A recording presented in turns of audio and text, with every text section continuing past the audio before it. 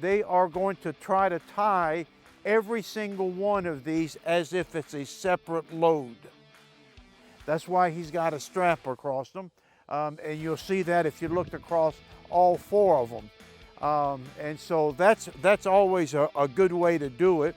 Other people will do things a little bit different.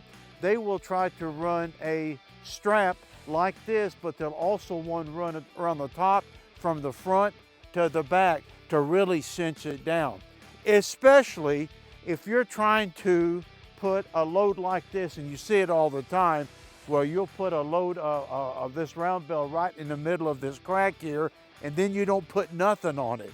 And you're saying, well, it's gonna stay right there. Well, it doesn't always stay there. And so that's why we'd like to run the strap. One of the key things here is, when we looked at this, that we don't have on some of them, is we do have a front piece here. And that's great, because it gives something solid when these things try to shift. And then if you come back here, probably the more important thing, no matter what you've got going, is you've got an open area here, nothing to hold this last bale of hay.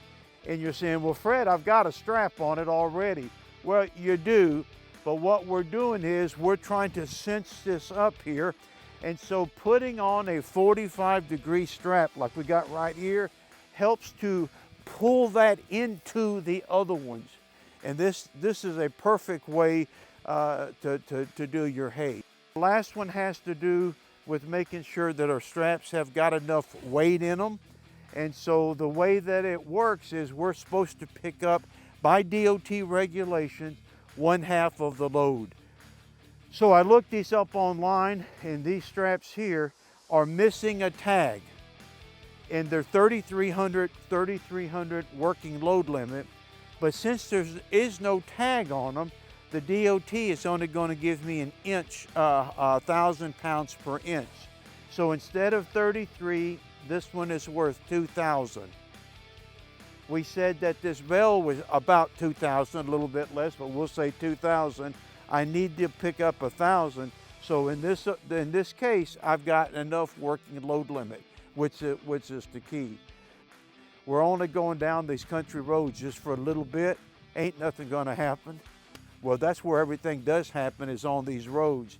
And the reason we're doing this is to make sure that we've got everything tied down so it doesn't fall off on the road. A, I don't wanna lose a round bale, but B, I don't wanna cause an accident and be involved with something like that. So please take the time to really tighten them down.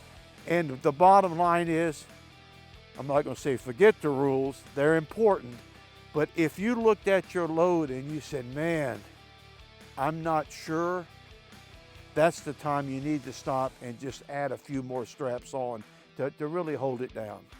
So with that, I hope you found that instructive and useful in tying down a load of hay.